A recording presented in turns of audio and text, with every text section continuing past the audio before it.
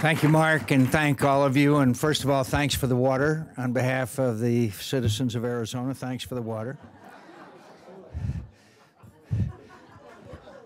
Mark's, it's okay to sit down. It really is. I mean, it's easier to sleep that way when you're, yeah. Mark's father, Mo, used to say that in Arizona we have so little water, the trees chase the dogs.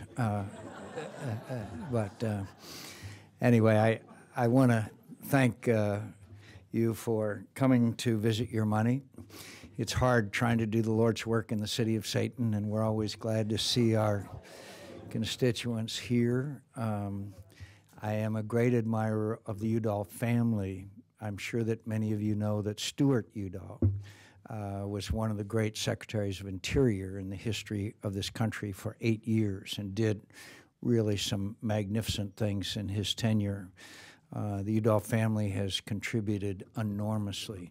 And yes, Mark and I disagree from time to time, but the affection and respect that I have for him is as high as anyone that I have ever known. He's carrying on in an enormously important tradition. There's a lot of things going on here in Washington. In case you missed it, the approval rating of Congress is now down to approximately 11%. We're now down to paid staff and blood relatives. I'm not sure about some of the relatives. I landed at Sky Harbor Airport the other morning in Phoenix, and a guy ran up to me and said, "Say, he said, anybody ever tell you look a lot like Senator John McCain?" And I said, "Yeah." And he said, "Doesn't it sometimes just make you mad as hell?" So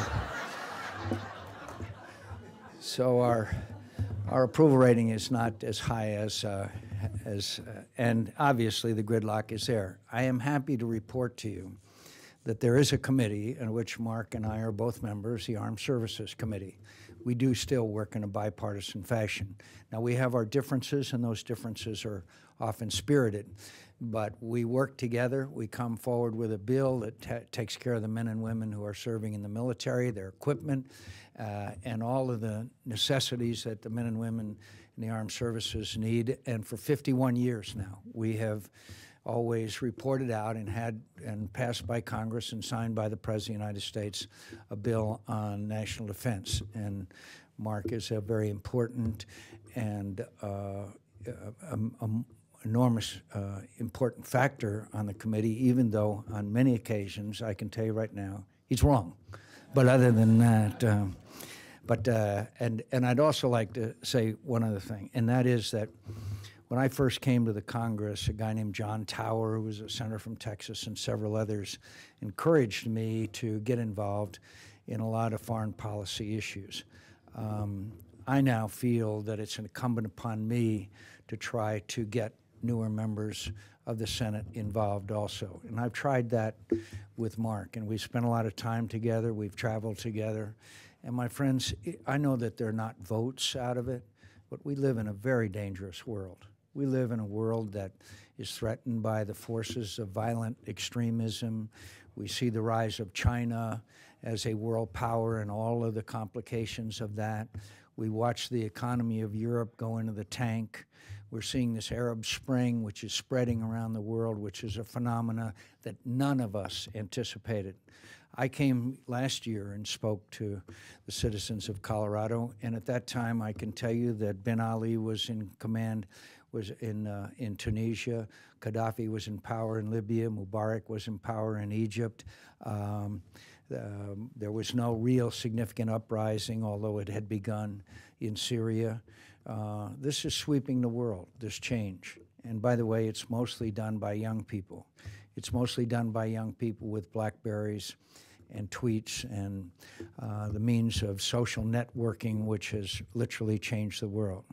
I remember meeting a young man in Egypt. I think you were with me, Mark, and he said, he pulled out his BlackBerry and said, "I can get 300,000 people in the square in 2 hours."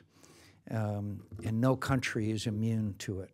The Russians are not immune to it. You will see larger and larger demonstrations in Moscow over the autocratic rule of Putin.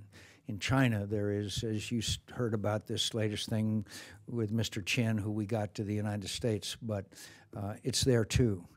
And so we live in most interesting and changing times.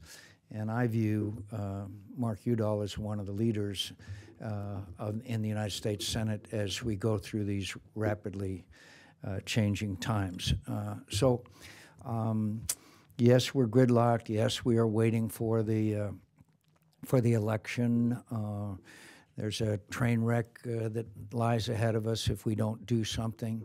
I kind of think that there will be a reaction on the part of the markets if we don't do something between now and November. I may be wrong, and I hope not, but we need to raise the debt limit. We've got the sequestration thing facing us, which means draconian cuts in defense. We've got the Bush tax cuts as to whether they will be renewed or not.